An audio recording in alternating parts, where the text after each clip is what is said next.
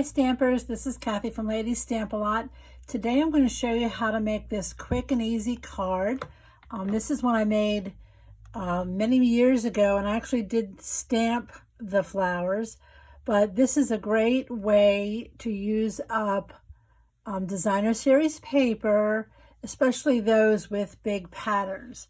So what you're going to need is a regular card base, 5.5 by 8.5, scored at 4 1/4. Then a cardstock mat, which is 3 by 4 1/4.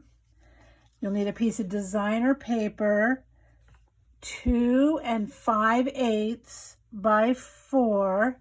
And I hate to do the 8ths, but I'm going to show you an easy way to cut this, and that's necessary to give you the even borders. Then you're going to need a 1-inch circle. So and then that's to make the ribbon piece up here. I don't know if you can tell, there is a circle there, which is really an optional piece and just a little bit extra. So here are the dimensions if you want to take a screenshot. And then I'm going to get started showing you how to make this card, and then I'll show you some other samples that I made using some of that big paper to show you what I'm talking about. Okay, so you can just fold the card base in half and set that aside. I'm going to take the 2 5/8 inch piece of paper. Think about if it has an orientation, which way you want it to go. So this stem is going up, so I'm going to hold it this way. Again, it's 2 5/8. If you bring it over to your paper trimmer, we're going to cut these at 7/8 inch. So I do cut mine at the bottom and slide down. I always like to have this ridge to kind of steady it. I feel like if it's at the top, it can slide more. That's just me. You do it however you like. But with Stampin' Up's trimmer, it's very easy to cut 7/8 on this side of your trimmer. So you get more stability with the piece being held here. So I'm going to slide it over. Now, if you're uncomfortable with 7/8, just slide it over to the inch. So there's the 1 inch mark, and that line runs the entire length of your board. And then you just come back halfway. It's going to be on this one, the second line, because our trimmer goes to 16th, but you can also see it's halfway in between the two lines that run the full length of the board. That's 7/8 inches. The other double check is over here. It's going to be at 1 3/4. You'll have a full quarter on this side. So that's sort of a double check. So I'm just going to, again, slide that down to cut it. And I'm going to move this over and lay it right on my piece where I'm going to be gluing it in a minute.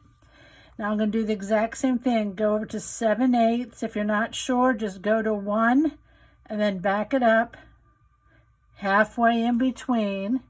And the nice thing about this one, this piece then will also be 7/8. So you can see your piece is halfway in between those two lines that run the full length of the board.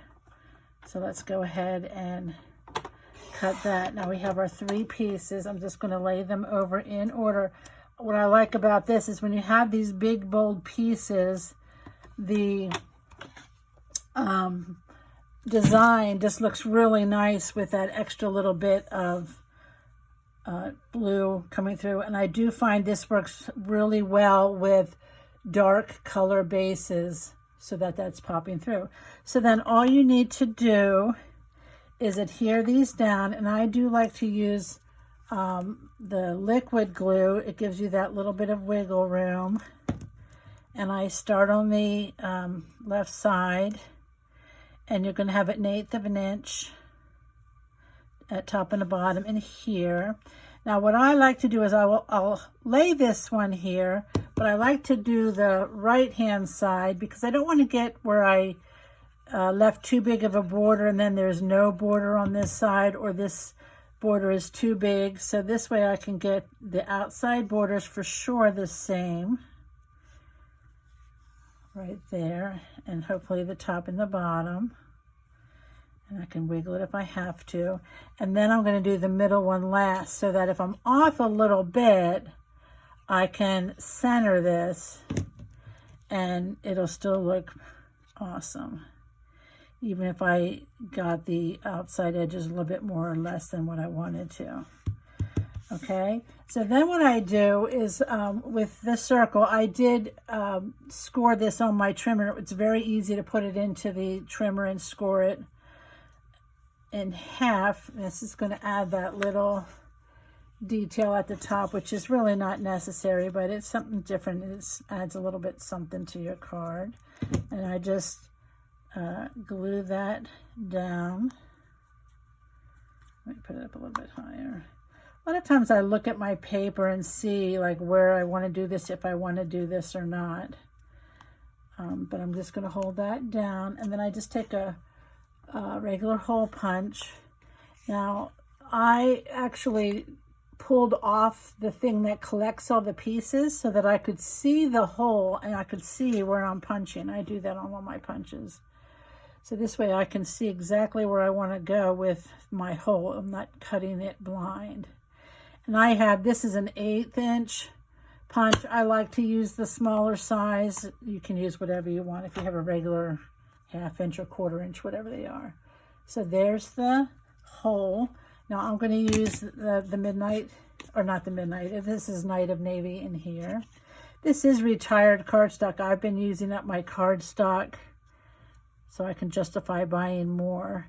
And I just cut that on an angle and pull it through, or if you can use a pencil or a pokey tool to push it through. And then you can see I leave it attached to the roll so I don't waste any. And all I do is tie a knot. So I just tie a knot and then trim it off. So how easy is that? And then you can see, I'm not going to finish this off. I'm going to show you my card so you can see different ways of finishing it. Then I would just glue this down and add my greeting and be done with it. Okay, so in this pack of paper with this big flowers was this one with these big circles, and I'm like, what am I going to do with that? I didn't like it. I didn't know how I could use it. I mostly used the back of it, the back side, which is nice with Stampin' Up. You get 2 sides to the paper. But I decided to try it with this card, and I think it actually looks really nice. I just cut those pieces up and made the card the way I showed you. And how cute are they? Okay. Now the next ones I'm going to show, these are older retired papers with big bold prints. And sometimes I don't think they lend themselves really well on cards, but this is a perfect kind of card to make it. Here's the hydrangea. And you can see the different colors. It looks different depending on the paper that you choose that coordinates the colors of the mat and the ribbon, of course. So those are those. And again, I tried to use smaller greetings because I didn't want to hide the flowers. I think this paper, after I looked at it, was so pretty. I didn't want to hide those flowers. And then here's the last one. Didn't even add any ribbon on this one. I just thought I didn't want to hide those flowers again. This one I put a piece of ribbon around the middle. And then just a little bow just to put it there, but I don't know that it really needs it. Again, this one doesn't have any ribbon. This one I did the way I made my original card with that little piece at the top.